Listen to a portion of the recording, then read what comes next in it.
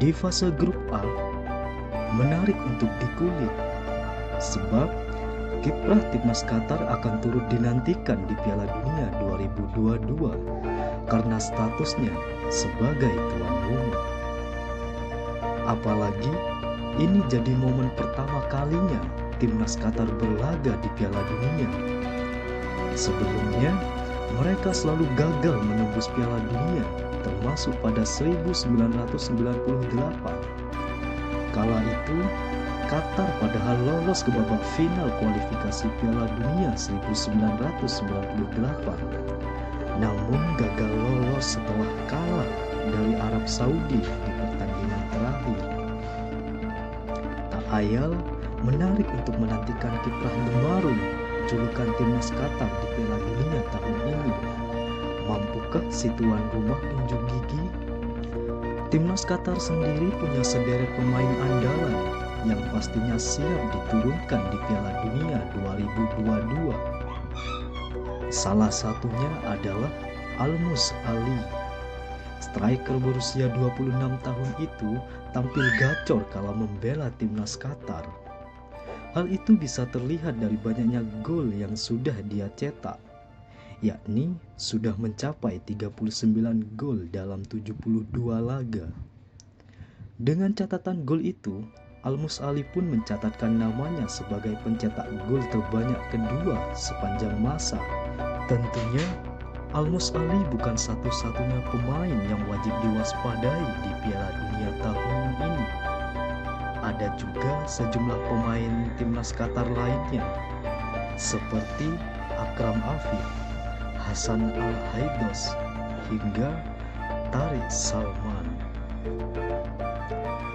Selanjutnya, ada timnas Ekuador yang akan bersaing dengan tim-tim besar yang lebih diunggulkan di grup A Piala Dunia 2022 seperti Belanda dan Senegal.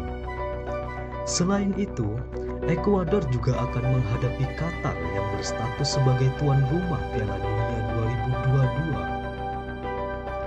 2022. Ekuador sejatinya bukan pemain baru di event sekelas Piala Dunia. Mereka akan menandai tampil sebanyak 4 kali kala bertanding di Piala Dunia tahun ini. La Tricolor dalam 5 edisi terakhir hanya gagal lolos sekali. Mereka gagal melangkah ke putaran final Piala Dunia 2018 lalu. Kini, mereka bersiap membalas kegagalan tersebut dengan tampil penuh determinasi. Sebelumnya, Ekuador diterpa masalah terkait tuduhan pemalsuan identitas. Salah seorang pemainnya, Brian Castillo, dianggap memalsukan asal-usulnya.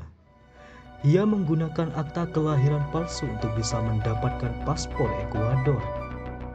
Brian Castillo sendiri merupakan pemain kelahiran Kolombia. Meski bukanlah negara unggulan, namun skuad asuhan Gustavo Alfaro punya kans untuk mencetak sejarah. Rival mereka pada dasarnya adalah Senegal. Namun, faktor tuan rumah juga membuat Qatar tidak bisa diremehkan. Selain itu, mereka masih menyimpan erat skuad yang akan dibawa ke Qatar untuk mengikuti Piala Dunia tahun ini. Salah satunya, Edner Valencia yang masih menjadi andalan untuk Latri. Sang penyerang sayap diketahui pernah berkarir di Inggris bersama West Ham United dan kini sedang terikat kontrak dengan klub asal Turki, Fenerbahce.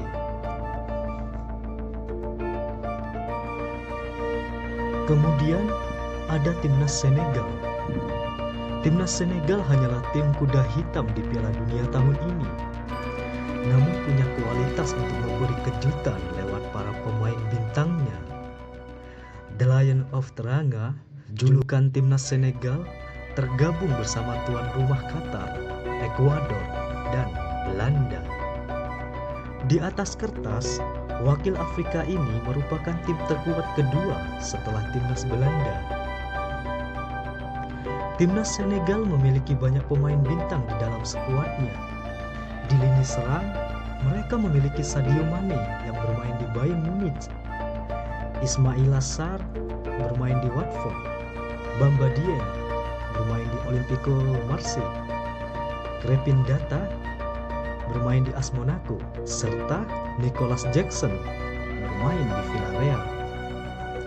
Dan di Piala Dunia kali ini merupakan ketiga kalinya setelah sebelumnya berhasil lolos sampai perempat final 2002 dan fase grup di 2018.